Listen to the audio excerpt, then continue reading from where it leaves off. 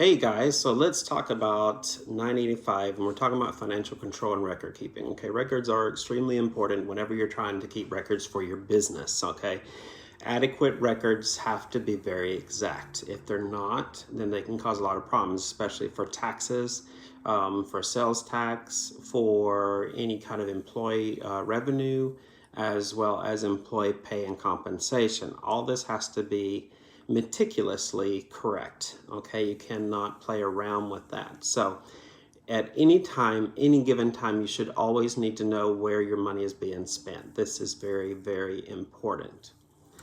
The largest expense that you'll probably have are going to be salary number one. Salaries will just eat you high and dry. Not only are you paying them the money that you need to and promise them and owe them, but you're also paying for unemployment insurance. You're paying for workman's comp. You're paying for a lot of taxes outside of that. So it costs a lot of money to have an employee. Then the next things that you're looking at are rent and expense. And rent can really get you, especially if you don't have a really good contract. That's very important to have a great contract. Make sure that you are keeping all your records so that you show all the waste and the expenses that you have, so you can try to run records on this and reports on this so you know everything is taken care of. Records should be kept for about 7 years, and then you can discard them. But at any time, the IRS does hold the right to ask you to prove anything for probably up to 10 years. So a lot of people do keep their records as long as they possibly can, but 7 years is typically the go-to.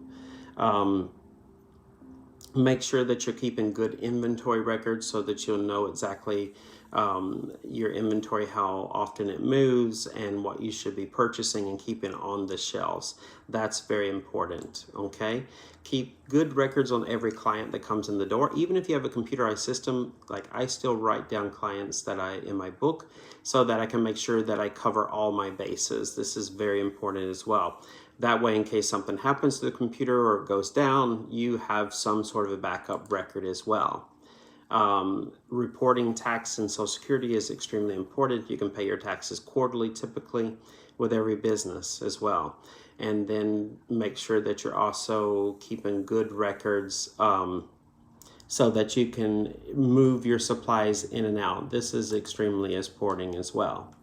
Now, anytime that somebody is doing a booth rental, they are typically paying rent on their booth, and the rest of the money is theirs. They are an independent contractor is what we call them, okay?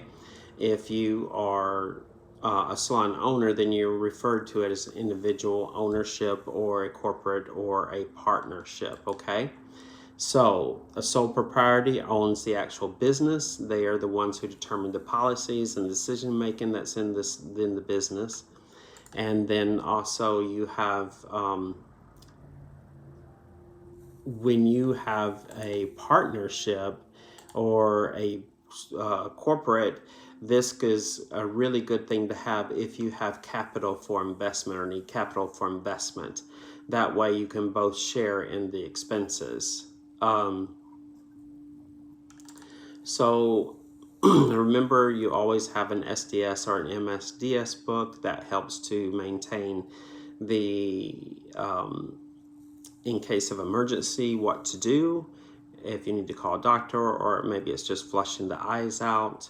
And then also make sure that you always remember any type of an answer that deals with OSHA is always dealing with safety.